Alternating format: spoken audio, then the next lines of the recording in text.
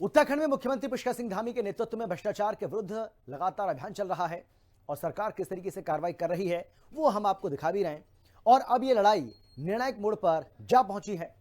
Zero tolerance on corruption की नीति को केवल नारे तक सीमित न रखते हुए मुख्यमंत्री धामी ने इसे जमीनी स्तर पर भी लागू कर दिया है।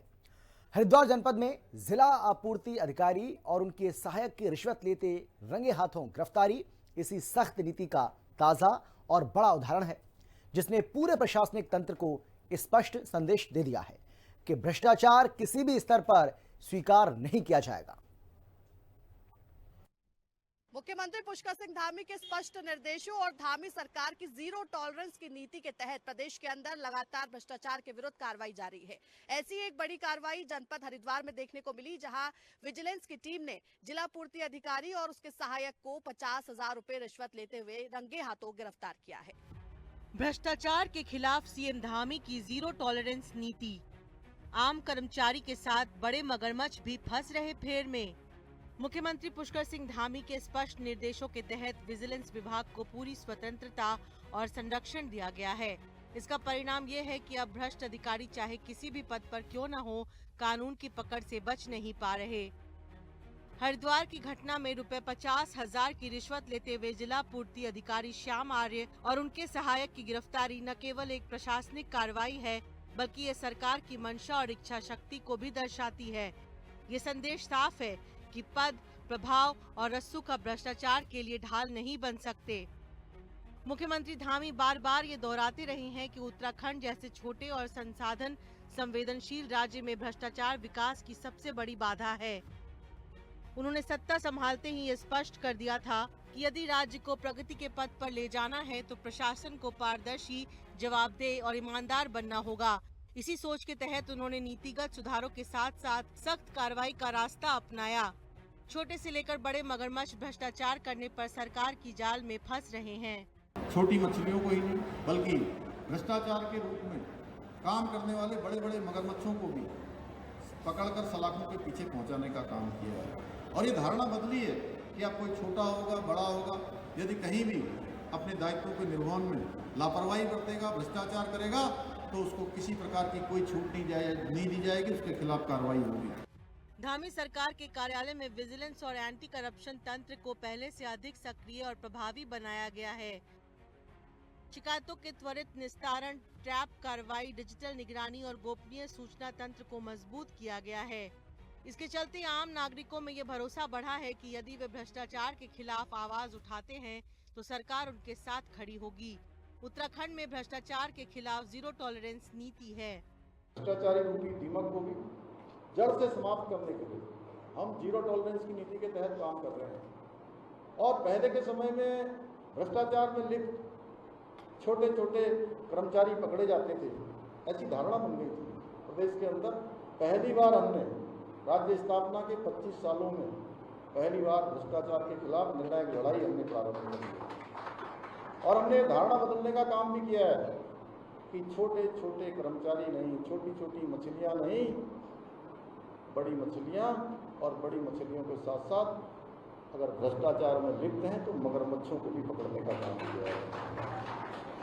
और इसमें हमने 200 से भी अधिक लोगों को जेल की सलाखों के पीछे पहुंचाया है। भाइयों बहनों, उत्तराखंड को देश का श्रेष्ठ राज्य बनाने के हमारे विकल्प रहित संकल्प को पूरा करने के लिए हम निरंतर प्रयास कर रहे हैं। प्रदेश की धामी सरकार का भ्रष्टाचार पर प्रहार जारी है। 28 अक्टूबर 2025 को सरकार की तरफ से जारी आंकड़ों के मुताबिक राज्य गठन के बाद सतर्कता विभाग ने 339 भ्रष्ट अधिकारियों और कर्मचारियों को गिरफ्तार किया। वहीं बीते 3 वर्षों में सतर्कता विभाग ने 78 भ्रष्टाचारियों के साथ ही 27 से अधिक व्यक्तियों को गिरफ्तार किया है। मुख्यमंत्री ने कहा कि भ्रष्टाचार पर अंकुश लगाने और शासन व्यवस्था को पारदर्शी एवं उत्तरदायी बनाने के लिए टोल फ्री नंबर 1064 संचालित किया जा रहा है। मुख्यमंत्री पुष्कर सिंह धामी स्वयं कई मंचों से ये कह चुके हैं कि भ्रष्टाचार करने वाला चाहे अधिकारी हो या कर्मचारी, उसे जेल जाना ही पड़ेगा। ये कथन अब व्यवहार में भी दिखने लगा है। हाल के वर्षों में विभिन्न विभागों, राजस्व, शिक्षा, स्वास्थ्य, परिवहन, आपूर्ति और नगर निकायों में भ्रष्ट अधिकारियों पर की गई कार्रवाइयों ने ये साबित कर दिया है कि सरकार किसी भी विभाग को अपवाद नहीं मानती। हरिद्वार प्रकरण विशेष रूप से इसलिए भी महत्वपूर्ण है क्योंकि पूर्ति विभाग सीधे आम जनता, खासकर गरीब और जरूरतमंद वर्ग से जुड़ा होता है। राशन और आवश्यक वस्तुओं से जुड़े विभाग में भ्रष्टाचार का सीधा असर जन कल्याण पर पड़ता है। ऐसे में इस कार्रवाई ने इस विश्वास को मजबूत किया है कि सरकार गरीबों के हक पर डाका डालने वालों को किसी भी कीमत पर नहीं छोड़ेगी। सीएम धामी का साफ कहना है कि वह देवभूमि से भ्रष्टाचार खत्म कर ही दम लेंगे। धामी सरकार की भ्रष्टाचार विरोधी नीति केवल दंडात्मक नहीं बल्कि निवारक भी है। प्रशासनिक प्रक्रियाओं का सरलीकरण, ऑनलाइन सेवाओं का विस्तार, e office, direct benefit transfer और पारदर्शी टेंडर प्रणाली जैसे कदमों ने भ्रष्टाचार की संभावना को कम किया है।